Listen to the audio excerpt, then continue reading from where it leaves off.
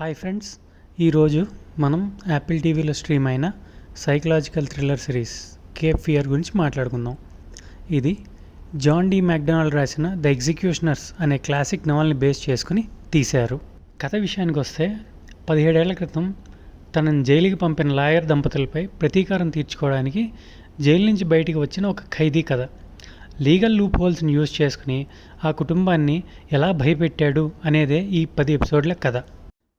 Oscar winner Javier Bardem Max Cady అనే పాత్రలో తన యాక్టింగ్తో మొత్తం సిరీస్ని డామినేట్ చేశాడు.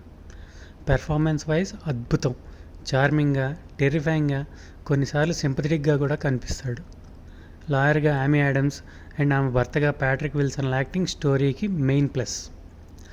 ఫస్ట్ ఎపిసోడ్ నుంచే హై టెన్షన్ ఉంటుంది. జంప్ స్కేర్లు, సైకలాజికల్ గేమ్లు బాగా వర్కౌట్ అయ్యాయి. ప్రతి ఎపిసోడ్లో ఏదో కొత్త అనుమానం, కొత్త ట్విస్ట్ లేదా కొత్త ప్రమాదం ఎదురవుతూనే ఉంటుంది. ప్లస్ పాయింట్స్ చూసుకుంటే హై వోల్టేజ్ సైకలాజికల్ గేమ్లు, సస్పెన్స్, ప్రజెంట్ సిచ్యువేషన్ తగినట్లుగా కథలో చేసిన మార్పులు, టెక్నాలజీ బేస్డ్ సైకలాజికల్ వార్ బాగా అట్రాక్టివ్గా ఉంటాయి. టెక్నికల్గా చూస్తే visuals, dark atmosphere, background score ఇవన్నీ కలిపి స్టోరీలో భయాన్ని ఇంకా పెంచుతాయి. ఇంకా మైనస్ పాయింట్స్, కొన్ని చోట్ల స్క్రీన్ ప్లే ఈజీగా గెస్ చేయొచ్చు అండ్ కొన్ని డ్రామా సీన్స్ ల్యాగ్గా ఉంటాయి. 10 ఎపిసోడ్స్ అవసరమా అనిపిస్తాయి. ఫైనల్గా చూస్తే థ్రిల్లర్ ఫ్యాన్స్కి, జేవియర్ బార్డెమ్ ఫ్యాన్స్కి తప్పకుండా చూడాల్సిన సిరీస్ ఇది.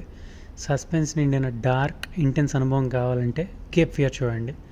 నా రేటింగ్ విషయానికి వస్తే నేను అవుట్ ఆఫ్ 5 4 ఇస్తాను. మీకు ఇలాంటి వెబ్ సిరీస్ రివ్యూస్ నచ్చితే వీడియోకి లైక్ చేయండి, ఛానల్ని సబ్స్క్రైబ్ చేయండి. మరొక ఇంట్రెస్టింగ్ మూవీ లేదా సిరీస్ రివ్యూతో మళ్ళీ కలుద్దాం.